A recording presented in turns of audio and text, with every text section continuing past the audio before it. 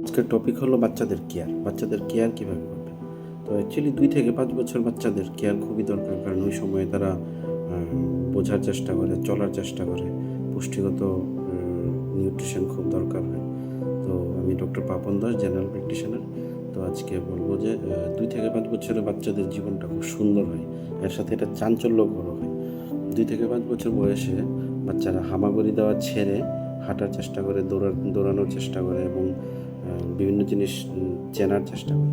কিন্তু এর সাথে একটি কথা হলো, এই বয়সে মা বাবাদের টেনশন অনেক বেশি থাকে, কারণ এই বয়সে বাচ্চারা খেতে চায় না, কথা শুনতে চায় না, বা কথা বলতেও চায় না, খুব জেদ করে। তো 2 থেকে 5 বছর বাচ্চাদের তো আজকের এই ভিডিওতে আমরা আলোচনা করব একজন রেসপন্সিবল গার্জিয়ান হিসেবে কীভাবে এটাকে ট্যাকেল করবেন, কীভাবে বাচ্চাকে শেখাবেন, কীভাবে কী কী করতে হয়।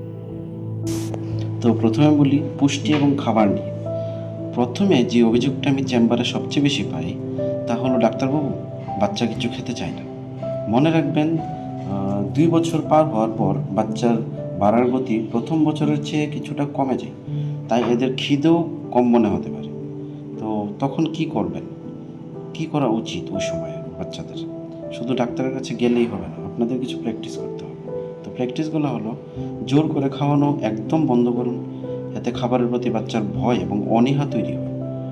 বাচ্চার প্লেটটি, খাওয়ার যে প্লেট থাকে এটাকে রঙিন করুন, ফল দেন, সবজি দেন, ডিম, দুধ বা খিচুড়ি বানাতে পারেন বিভিন্ন সবজি দিয়ে, ওগুলোকে ঘুরিয়ে ফিরিয়ে দিন। তাহলে বাচ্চারা অনেকটা ইন্টারেস্ট পাবে খাওয়ার জন্য, আর নিজে থেকেই খাবে। আর বাচ্চাদের নিজে থেকে খাওয়ার অভ্যাস করুন প্রথম থেকেই।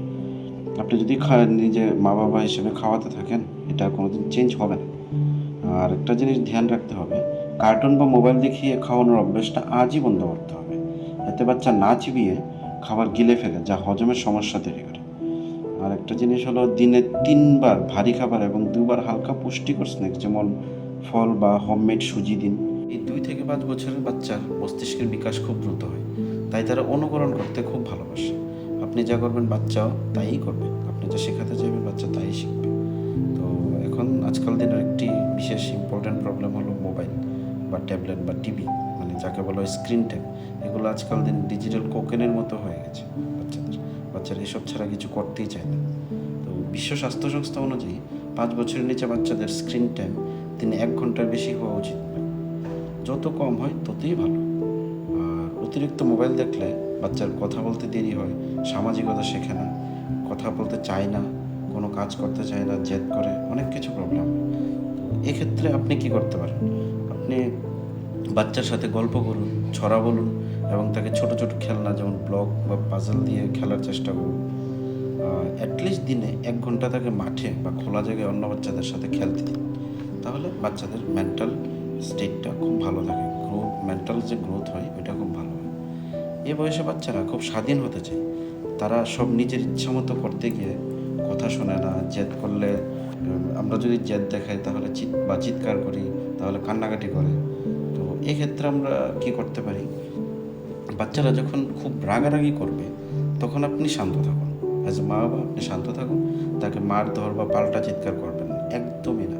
চুপচাপ থাকুন কিছুক্ষণ, বাচ্চা আস্তে আস্তে শান্ত হয়ে যাবে। তাকে জড়িয়ে ধরুন। যখন শান্ত হয়ে যাবে তখন তাকে বুঝিয়ে বলুন যে তোমার এই কাজটা করা ভালো হয়নি, বা এইভাবে খাও, এইভাবে চলো, এসব। বাচ্চার কোনো ভালো কাজ করলে বাচ্চার ভালো কাজের প্রশংসাটা করুন, কোনো অন্যায় করলে তাকে বকা না দিয়ে অন্য কোনো কাজে তার মন ঘুরিয়ে দিন। একটা ইম্পর্টেন্ট কথা হলো বাচ্চাদের ঘুম এবং পরিচ্ছন্নতা। 2 থেকে 5 বছর বাচ্চাদের দিনে অ্যাটলিস্ট 10 থেকে 12 ঘন্টা ঘুমানো খুবই দরকার। তো তার জন্য আপনি কি করতে পারেন, দিনের বেলা একটু হালকা সময়ের জন্য ঘুম এবং রাতে খুব কুইকলি ঘুমানোর চেষ্টা করবেন, যত তাড়াতাড়ি পারা যায়। বাচ্চারও এটা খুব ভালো হয় বাচ্চাদের জন্য। এ বয়সে বাচ্চাদের টয়লেট ট্রেনিংও খুবই ইম্পর্টেন্ট। জোর করে না, তাকে অভ্যাস করুন কীভাবে ভালোবেসে কথা বলে তাকে পটিতে বসান, ইউরিনালে বসান। তো এতে বাচ্চার অভ্যাস হবে। তো প্রতিদিন সকালে টয়লেট ক্লিয়ার হবে, পেটের সমস্যা কম হবে, মানসিক সমস্যা অনেকটা কম হবে। তো লাস্ট একটা কথা বলতে চাই, প্রতিটি বাচ্চারই বাড়ার গতি আলাদা থাকে। তো অন্য বাচ্চাদের সাথে আপনি নিজের বাচ্চার কম্পেয়ার একদমই করবেন না। বাচ্চার সঠিক ওজনের চার্ট এবং সময় মতো টিকাকরণ নিচ্ছে কিনা ওই দিকে নজর রাখুন। কোনো সমস্যা বা গুরুত্বপূর্ণ অসুবিধা হলে নিজে থেকে মেডিসিন খাওয়ানোর কোনো চেষ্টা করবেন না। আপনার নিকটবর্তী কোনো স্বাস্থ্যকেন্দ্রে গিয়ে ডক্টরের সাথে পরামর্শ নেবেন। আর ভালো থাকুন, সুস্থ থাকুন।